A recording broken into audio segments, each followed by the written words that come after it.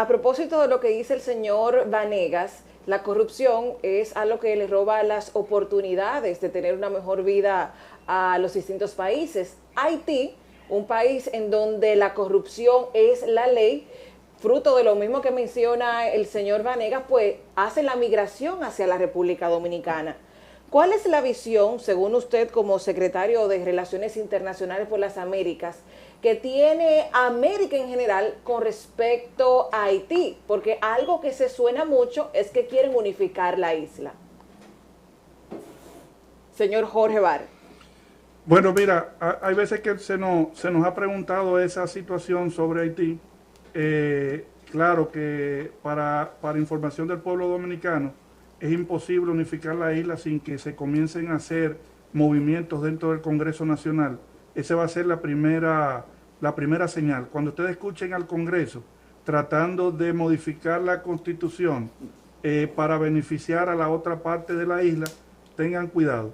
Ahora bien, desde Estados Unidos hay que entender que desde Estados Unidos ven a Haití como fallido, que han tratado de ayudarlo por todos los medios, vieron intervenciones militares varias veces en Haití, y da una pena porque Haití fue la primera nación después de Estados Unidos en lograr su independencia. El día de hoy no han podido conformar un gobierno real, un gobierno que lleve hacia esa mitad de la isla, que inclusive cuenta con recursos similares a la República Dominicana. Así es. Ellos tienen oro igual que República Dominicana, tienen bellas playas igual que República Dominicana, tienen un sinfín de cosas que pueden compartir con el mundo y hacer de eso un beneficio para su país, pero la población no es una población muy culta o dada a echar hacia adelante su propia parte de la isla.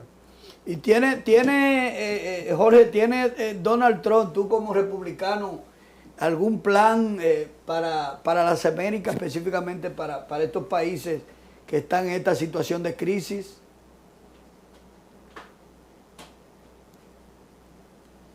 El plan de Donald Trump es el crear riquezas para las Américas, porque los Estados Unidos, primero que él no es antimigrante, él no es racista, cada cual es como República Dominicana. A nosotros en Dominicana nos tildan de racistas por deportar haitianos o por hacer que se cumplan las leyes de la República Dominicana.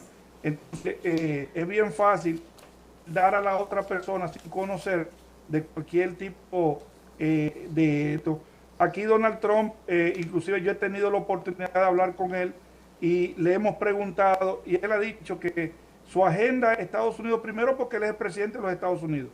Ahora, dentro de esa agenda de los Estados Unidos es el crear riquezas y bienes para los países cerca a los Estados Unidos que contienen de una manera u otra con este país y que son, como le digo, socios eternos con los Estados Unidos.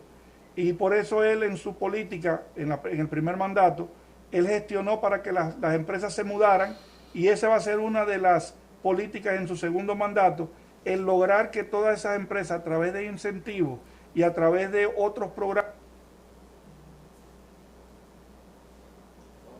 Bueno, señores, perdimos la conexión con el señor Jorge Bar Levi en este momento. Ustedes saben que esta conexión de manera vía internet es un poco a veces incómoda, aunque tenemos, pero esperamos, ¿verdad?, ir haciendo la conexión nueva vez, porque Así todavía es. Tenemos mucho que preguntar, Sí. conversar y analizar, tanto con el señor Jorge como con el señor José Vanega, quien está pues ahí con nosotros. José, y en lo que podemos conectarnos con Jorge, vamos a ver, todo nuestro equipo está trabajando ya en esta conexión. Nosotros quisiéramos saber, en caso de, ahora la pregunta es dirigida justamente a usted como asesor, en caso de que el presidente o el candidato Nasrallah llegue a la presidencia, el vicepresidente que llegue a la presidencia, ¿cuáles serían parte de lo que estuviera haciendo para combatir la corrupción en Honduras realmente? ¿Cuál sería?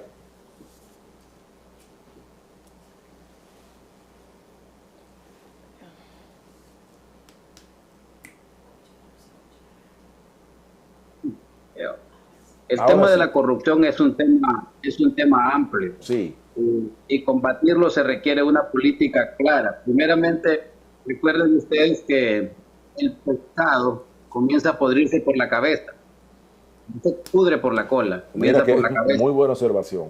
Sí, Así Eso es. significa que si tenemos un líder arriba con la cabeza dañada, pues todo el cuerpo va a estar dañado. Hay una estrategia política diseñada para combatir la corrupción, pero en estos momentos no quisiera revelarla por cuestiones de que no es conveniente. Sin embargo, sí les puedo adelantar que va a haber una lucha férrea contra la corrupción, porque es justamente la corrupción lo que nos tiene hundidos en el lugar donde estamos, la que nos ha robado las oportunidades en muchos aspectos. Entonces, justamente el tema de la corrupción, del combate a la corrupción, forma parte de la agenda de gobierno de Salvador Narrala. Señor, el señor Salvador Nasralla Salum, estuve viendo que tiene realmente un historial muy importante dentro de Honduras. Aparte de la corrupción, que es ciertamente lo que se roba las oportunidades del ciudadano, ¿qué otra iniciativa tiene el señor dentro de su agenda de ser ganador, candidato presidencial de Honduras? Bueno, básicamente él está enfocando su agenda de gobierno en puntos torales como fortalecer o rescatar la educación. El tema de salud, ustedes pueden decir, bueno, entonces parece que los temas de América Latina son todos comunes, porque a mí correcto. lo escucho a usted y es como si yo estuviera escuchando una situación de aquí de la República Dominicana. Hay que rescatar la educación, la salud, la alimentación. Entonces la corrupción es justamente lo que nos arropa y tenemos que terminar. Es como una idiosincrasia de todos nosotros, aparentemente. Correcto. Es que es desafortunado, es desafortunado. Ese es el problema de América Latina en general. Nelson Mandela decía, la educación es la llave del progreso.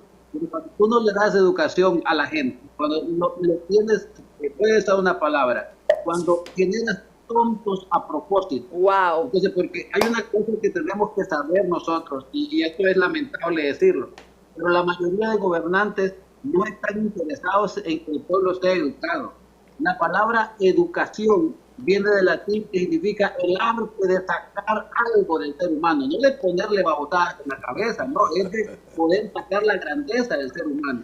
Ahora, nosotros normalmente, nuestra educación está diseñada para robotizar a la persona, para que obedezca a un sistema indirectamente o directamente. Entonces, en eso mismo está trabajando. ¿Y usted cree, Vanegas, que un pueblo estudiado votaría por Salvador Nasralla Salum? ¿Un ciudadano con entendimiento votaría por su candidato? Por supuesto, y estoy seguro que lo harán todos en general, no solamente los intelectuales, sino que estamos trabajando para que todas las personas puedan llegar ese mensaje a la mente de ellos. Recuerden ustedes que hay un asunto. El mensaje político que no logra llegar a la mente de la persona para ningún lado. Y el mensaje político del actual candidato Salvador Narrala con una campaña férrea contra la corrupción se está dando en la mente de las personas. Hay una cosa que les debo declarar de mi candidato. Y es que a él se le puede decir cualquier cosa, pero nadie se atreve a juzgarlo por corrupción, por robo o por cualquier triquiñuela que haya hecho. No ha habido nada. Es simplemente lo que dice la oposición es que él es inestable. Él formó 3 partidos y ahora han llegado otro partido. Así brevemente, ¿por qué Salvador Narrala forma el PAC y luego lo abandona? ¿Por qué forma el PSH y luego lo abandona? Es bien simple. Él forma el PAC con la experiencia de que iban a haber reformas electorales. Las reformas electorales le permitían al ingeniero Salvador Narrala poder tener representantes en mesa. ¿Quién va a contar los votos? ¿Quién va a tener los votos? Porque aquí actualmente solamente tienen representación de mesa los 3 partidos más importantes, el Partido Liberal, el Partido Nacional y el Partido de Gobierno Libertad de la Fundación. Luego, las personas que están en los órganos electorales, el Tribunal de Justicia Electoral, el Consejo Nacional Electoral, también el PSH o los partidos políticos no tienen representantes. Entonces, ¿quién va a cuidar tu voto? Nadie lo va a cuidar. O sea, yo puedo sacar 10.000 votos, pero si no tengo quien me cuide mis votos, no me van a dar ninguno. Entonces, así funciona esto. Entonces, por esa razón, un hombre que es de principios liberales, porque ha sido el partido que básicamente con el que se ha identificado históricamente, él tuvo que volver a esa casa liberal, porque ahí encuentra ese refugio que necesita la protección para sus votos. Si él hubiese tenido esa herramienta, él fuera el presidente actualmente. José, una pregunta que me surge, y justamente quisiera saber, el ingeniero Nasrallah ha sido congresista en Honduras. No, no ha sido. Ok, la única posición que las posiciones que él ha ostentado en ese país, ¿cuáles son? Políticamente, la única como designado presidencial, ha sido la figura que él ha desempeñado. Sí, entonces tú me estás diciendo que si las elecciones en Honduras fueran hoy, el ingeniero Nasrallah fuese ya el presidente de ese país. De eso estoy seguro.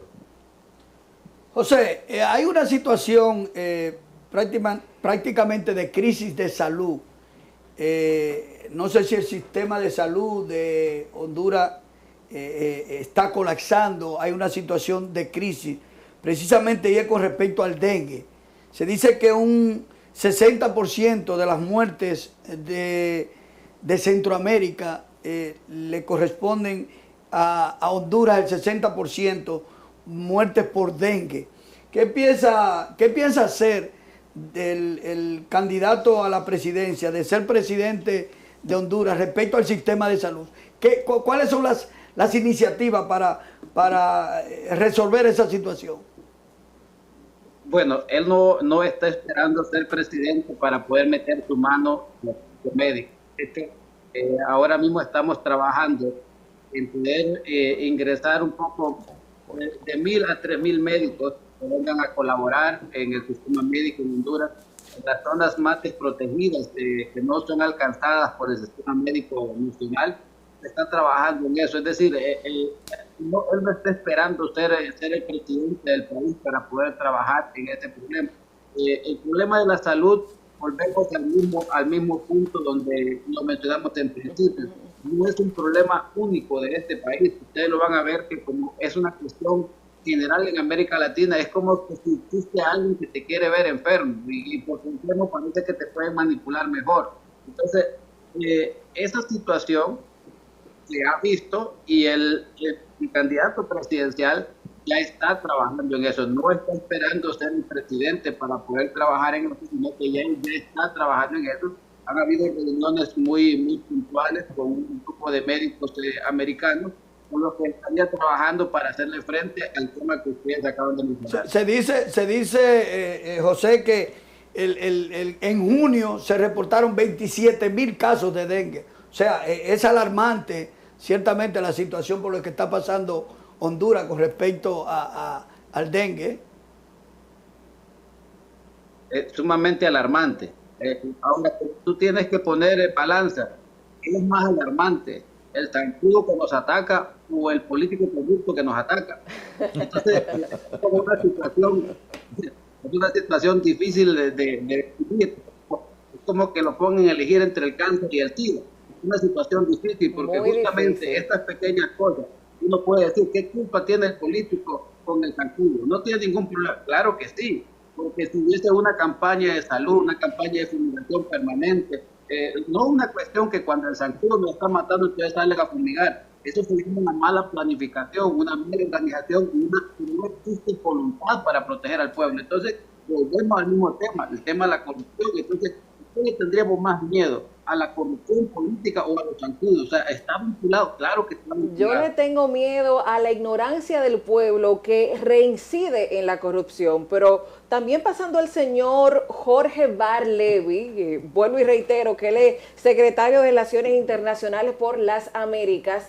Mire, me considero admiradora de Trump porque es una persona que gobierna desde el sentido común, también que gobierna para que todo esté bien. Recuerdo que esos 4 años no hubo guerra, hubo mucha estabilidad e incluso estuvo opuesto a temas como el de la pandemia y todo lo demás que no vamos a tocar aquí. Yo sé que el hecho de que Trump suba al poder nueva vez significa el fin de una agenda muy importante que tiene mucho que ver con lo LGTB, con el tema del comunismo. Entonces, no es de extrañar que quieran incluso asesinarlo, aún a pesar de que quieran verlo como un hecho aislado. ¿Qué va a pasar en el mundo cuando Trump vuelva al poder, señor Jorge Barlevy? Bueno, lo primero, esto lo hemos analizado en conjunto yo y el señor Vanegas, porque tenemos muy buena comunicación, hablamos a diario. Y en el segundo término de Donald Trump, el socialismo tiene que tener mucho cuidado, por razones de que podemos ver que los congresistas y senadores de Estados Unidos han tenido una campaña crucial atacando todo lo que es el sistema socialista. Ahora, ¿qué es lo que pasa? Todos tenemos que entender que hay países detrás de esto, entre ellos China, Cuba, Venezuela. Entonces, ellos han buscado la manera de destruir los Estados Unidos a través de lo moral y de los Estados Unidos a través. No es oculto que el principal productor de fentanilo en el mundo es China. Ellos tienen esta nación. Recuérdense que no todos los países del Estados Unidos, muchos acusan de ser un país de todos los problemas del mundo, cuando al contrario no es así. Lo que sucede es que, como decimos, el corrupto no es corrección. Y cuando los Estados Unidos, a través de su política, se cuidan a imponer ciertas leyes a los otros países, es para eso, para cuidar su frontera, su país, el derecho de todos los americanos a vivir libremente, que es el mismo derecho que tienen los ciudadanos en todos los países del mundo. Son los políticos que vienen, tratan de destruir internamente las sociedades. Muy bien. Señor Jorge Barlevy, justamente quisiéramos que sea usted en este momento que nos diga, usted nos dice que trabaja directamente con el hijo del candidato presidencial Donald Trump, y quisiéramos saber cuáles son sus cargos, cuál es su cargo, qué es lo que usted hace, a qué usted directamente se dedica. Para cuando le hablo así es tanto para informar al pueblo dominicano, a la gente que nos sigue, como a nuestro equipo de redacción, que también va a estar elaborando una importante nota de prensa de toda esta entrevista interesante el día de hoy. Mi trabajo es en general con Centroamérica y el Caribe. Yo trabajo en lo que es la campaña con Don Junior. Nosotros le decimos el Don Junior, no mencionamos el apellido Trump, porque es Trump. Y lo que se me ha encomendado a mí es ser el enlace político de Latinoamérica y los Estados Unidos. Conozco a Narrala hace alrededor de 2 años, e inclusive ahora embajadora americana lo llevo a Puerto Rico, lo reúno con el gobernador de Puerto Rico y con sus propios alcaldes de la oposición del Partido Nacional. Todo ahí públicamente el enlace que he trabajado, el enlace entre los políticos de Estados Unidos y los políticos de Latinoamérica. Hay en Honduras, por ejemplo, que es donde he tenido la concentración de mi esfuerzo. Tengo acceso directo a todos los miembros de Soyamo, son amigos míos, nosotros asesoría, y es lo que nos ha pedido el candidato de aquí de Estados Unidos, Donald Trump, que hagamos. Sí, no te escuché la parte cuando tú explicabas en Honduras, ¿cuál es la posición suya? No, en Honduras no tengo una posición, lo mío es a través de Estados Unidos, pero tengo acceso directo a todos los diputados del Partido Nacional, del Partido Liberal. A lo único que no tengo acceso es a los del Partido Libertad y Refundación, porque nunca nos vamos a poner de acuerdo en la ideología. Ellos son socialistas, marxistas, leninistas, comunistas, y nosotros no compaginamos con ese tipo de pensamiento. Muy bien. Mira, quisiera preguntar a el señor José Vanegas. José, ¿cierto que, o no, usted me aclarará, la señora Irosca Hervir, es justamente la vice del Congreso de Honduras. Sí, Ella es la esposa del señor Nasrallah Salum. sí. Entonces quiere decir que esta familia está envuelta casi toda, me refiero, esposa, esposo, en temas políticos. Sí, sí, en este momento, digamos, la esposa, la diputada Irosca y el señor Salvador Narrala, pues, está en un proyecto, yo diría un proyecto político que se trata justamente del mismo lema que le han dado, tratar de salvar Honduras. Ahora, hay una cosa, amigos, y es tomar en cuenta algo. La política es una ciencia de servicio. Yo personalmente me siento muy incómodo cuando escucho a alguien que me dice, a mí la política no me interesa, la política no es para mí. Pero por un momentito, la política es el instrumento que pone plata en tu bolsillo o saca plata en tu bolsillo. La política es el instrumento que pone la educación de tus hijos. La política es el instrumento que pone la comida en tu mesa. Entonces, ¿cómo tú me vas a decir que no te importa la política? Es como que alguien te meta la mano al bolsillo y tú me digas, a mí no me importa que mete la mano a mi bolsillo. No puedes pensar de esa manera. Y justamente a esto nos han llevado los políticos corruptos, porque lo que pone un candidato no lo pone los que votan, sino los que se abstienen. El abstencionismo pone el candidato. Entonces, que esta familia esté pensando en un proyecto político, que realmente abraza a la mayoría de hondureños, que para nosotros es un privilegio. Muy bien. Señor Vanegas, el hondureño de Estados Unidos, ¿por quién va a votar? Yo diría que la mayoría el ingeniero Salvador Narrala, por los reportes que tenemos, las estadísticas que hemos levantado. Me refiero al hondureño que está en Estados Unidos, que tiene ciudadanía estadounidense. ¿Por quién va a votar? Porque muchas personas tienen el perjuicio o el prejuicio de que el señor Donald Trump es racista y no quiere saber de los latinos. ¿Por quién va a votar el hondureño que vota en Estados Unidos por candidatos americanos?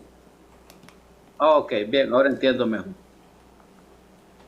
Es una pregunta bien difícil, no me atrevería, porque no tenemos un estudio hacia dónde se inclina. Pero usted tiene el mejor ahí, al señor Jorge Bar. ¿Usted lo puede ayudar, Jorge Bar? ¿Por quién va a votar el hondureño americano ahí? No solo el hondureño americano, hay que entender algo. El dominicano es conservador de nacimiento. No hay pueblo más conservador en el Caribe que el pueblo dominicano. Por ejemplo, en la República Dominicana, en la Constitución, está que el matrimonio es un hombre y una mujer. El aborto se está debatiendo porque el dominicano no va con el aborto, etcétera, etcétera, etcétera. Eso sí quiere decir que el dominicano es más afín al Partido Republicano, que tiene los mismos valores, que al Partido Demócrata. Entonces, en los Estados Unidos, el mismo dominicano, al día de hoy, podemos decir que al igual que el hondureño, va a votar por Donald Trump en estas elecciones, porque hemos visto cómo la agenda oculta del Partido Demócrata le ha fallado también al dominicano y al hondureño. Señor Jorge Barlevi, usted mencionó algo que me pareció sumamente interesante. Y usted dijo que la unificación de la isla no va a ser posible y que pudiéramos darnos cuenta que sí pudiera estar tramándose cuando al Congreso Nacional entre una ley constitucional que pudiera menguar o poner un poco difuso el tema de la nacionalidad. Pero justamente ahora hay un código penal dominicano que agrega un código dentro de sus artículos en donde está prohibiendo la deportación de personas extranjeras. Entonces, dado lo que usted me ha dicho, ¿existiría la posibilidad que ese código que prohíbe la deportación fuera un preámbulo a eso que habla de la unificación o la eliminación de la frontera y convertir esta isla en una sola nación? Claro que sí, cuando comienza a flexibilizarse las leyes, y usted ve que las leyes son más a favor del caos migratorio, entonces estamos entrando en ya terreno movedizo. Y el resolver el problema de la frontera es bien fácil. El haitiano que entra ilegal la primera vez se expulsa, segunda vez se mete, si se le da una sentencia de 5 años y se pone al trabajo público. Como ellos quieren trabajar, póngalo a trabajar a través de una sentencia y usted va a ver que no van a regresar jamás. Bueno, Míralo entonces ahí. ya usted está diciendo, Póngalo a trabajar, dice Jorge. el señor Jorge Barlevi está diciendo Sí.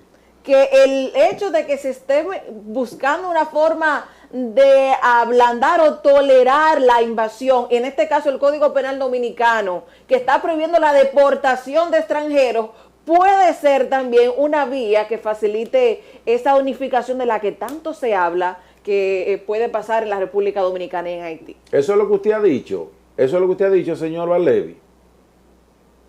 Sí. Wow. Ok. Sí, señor. Entonces, Duerrín, sí. al parecer el vice prendió el teléfono bajando para comunicarlo. Y eso es lo que yo he dicho. La flexibilización de las leyes a favor de la situación de Haití es un preámbulo antes de convertirse a la República Dominicana en tierra movediza a nivel legal para una futura anexión. bueno, mira, usted está haciendo en este momento, según lo que pudimos escuchar en el aire, que usted está haciendo ya la conexión, ¿verdad?, con el señor Nasrallah. ¿Eso es lo que usted me está diciendo? Sí, dame unos minutos porque ya él prendió el celular. Pues lo que vamos a hacer es irnos a una pausa aquí en el programa, nos conectamos con el candidato y regresamos en breve con mucho más. Sí, señores, miren, no vamos a ir a una pausa, brevísimo, pero es demasiado breve porque estamos haciendo el contacto mediante el señor Barlevi, Jorge Barlevi, con el candidato presidencial de Honduras y actual vicepresidente, el señor Salvador Nasrallah Salum, quien va a estar con nosotros y quien justamente vamos a estar conversando directamente con él. Nos vamos a ir a una pausa y venimos de una vez. En No breve, se muevan ustedes de ahí. Controlando la mañana. Sí, señor.